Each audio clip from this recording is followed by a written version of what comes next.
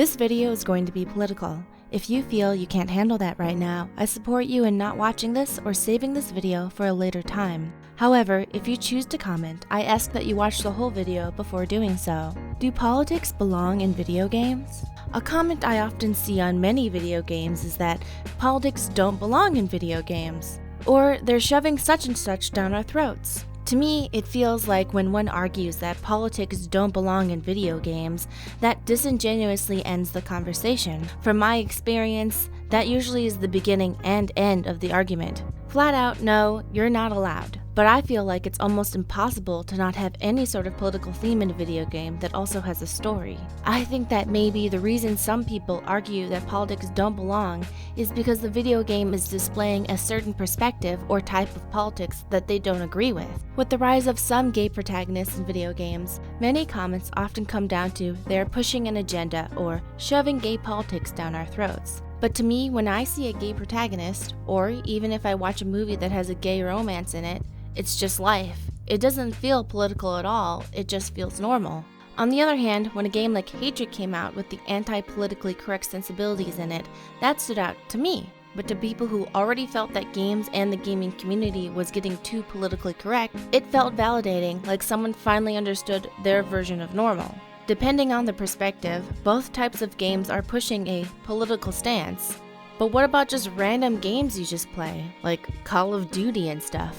Well, for a while after 9/11, the majority of modern-style war games were against Middle Eastern people. It's both realistic in the fact that the United States was at war with mostly Middle Eastern countries, but it was also sending the political message that your enemies are the Middle East. Something can be both realistic and political. Sometimes it seems like when people see what they think is political in a video game or any media, they assume it must be a lie or an exaggeration. For example, with Life is Strange 2. Many people thought it was too political, while other people felt it was extremely accurate, and the people who said it was too political felt like it was also exaggerated and unrealistic. But the thing is, both can be true. The game can be making a political statement and be showing a reality that people live with. It is true that in the United States, Mexican Americans are being treated this way, and depending on where you live, that type of experience can be different. The dynamic is radically different between rural areas and urban areas, but it's still happening. And it's still political to say. It's not wrong to point it out. To be fair, most people aren't kidnapped in the back of a gas station. But also, to be fair, no one's going to write the story about how two brothers just hung out and nothing happened.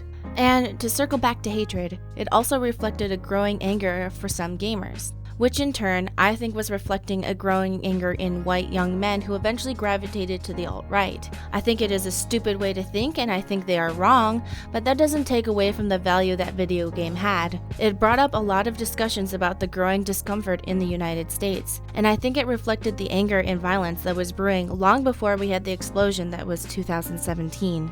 Don't get me wrong, I do not think this video game caused anything violent. I think it showed a violent anger that was already there and growing, and we all wanted to ignore. It was a red flag that showed what was going on, politically, in the games industry. The game was stupid, offensive, and poorly made, but it had that element of reality in that it reflected a political fact that lots of young white dudes felt violent against society. The topic is a lot more complicated than that. What with the Russians, astroturfing, white nationalist recruitment that took advantage of the strained economy, and other political things. I think that Hatred is a political game in that it exists at all, that there simply was a demand for that kind of game to exist, and that the creators expressed themselves that way was an indicator of the politics it was catering to.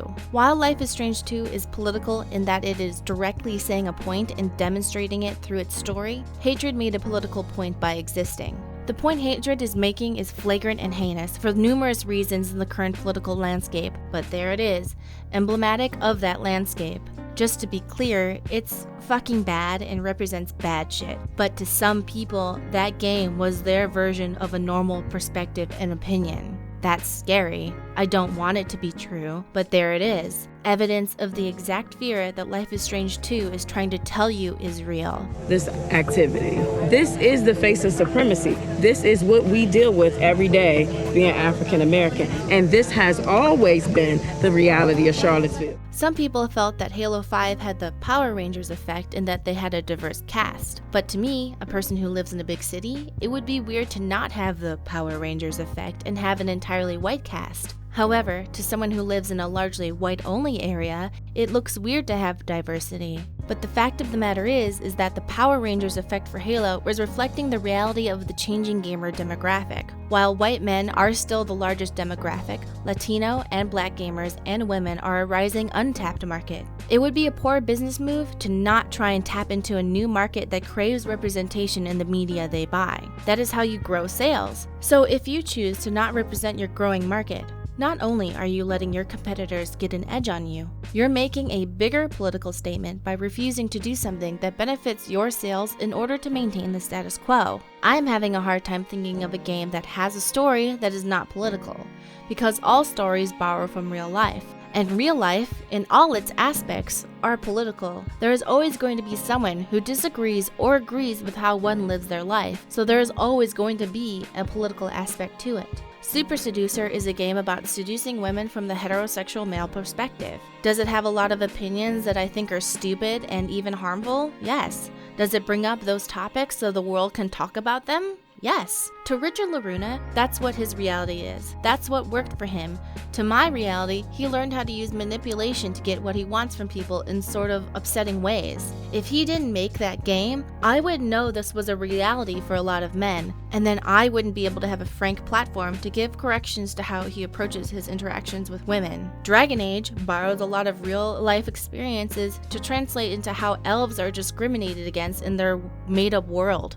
Mass Effect has the discrimination against the Quarians. I think that the majority of fantasy worlds has one race or class that is widely discriminated against, making an allegory to the real world. But we don't get as upset because there's a thin veil of not having to think about it too much because space elves. But it doesn't mean the anti-discrimination story element isn't there. The wildly successful Binding of Isaac has anti-religion themes, which is highly political, and shows issues with mother figures, which is also political. Fortnite is political in its choice to give you lots of different races and genders to choose from rather than just one. Politics is just an opinion, and everyone has an opinion. And while it's easy to say that opinions, aka politics, don't belong in video games, is it fair to try and take away the ability for game developers to have opinions? Video games take years to make. Developers put their sweat and tears into their games with great sacrifice. Sleepless all-nighters, missed family time, and being underpaid. It's not too much to think that if they're going to work that hard, they want their work to have meaning. And sometimes they have something they want to say. To me, saying politics don't belong in video games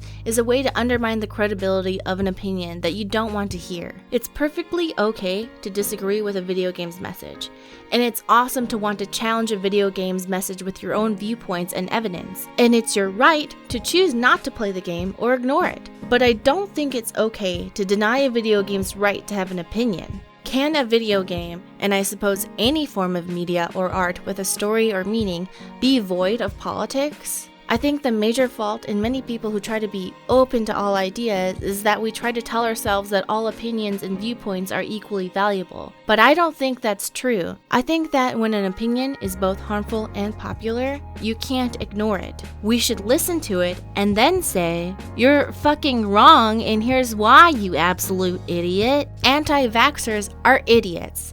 If we ignore them and just go, "Oh yeah, that's a valid opinion," they keep letting children die.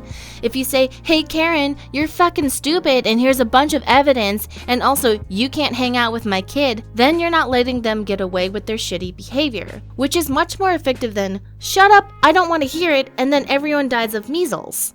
What I'm trying to say is, if you hear an opinion that you think is harmful, it's easy to say, "I don't want to hear it, you should shut up." But that person is not going to change, and that opinion is still going to be there, harming people and things and whatever. What needs to be done is to challenge that opinion without saying it's equally valid. Much like how I feel people on YouTube are doing today by fact-checking racists. If you disagree with a video game's message or political point, I very much suggest that people challenge that and rise up and say, "No, I don't think this is okay," because in the current gaming climate, That does work and that does make change. And the biggest changes happened because people took the time to make videos, write arguments, write articles, and have really big forum discussions that the developers could see.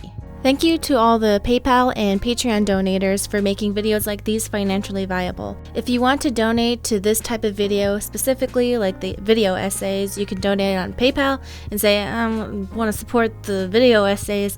Or if you want to support the channel in general with all of its beautiful content, you can do a monthly thing on Patreon. None of this is required, it's just that if you have a few extra dollars to spare, I would really appreciate it. That's the end of the begging segment. And don't worry, I am properly ashamed of having to beg. Thank you. Bye.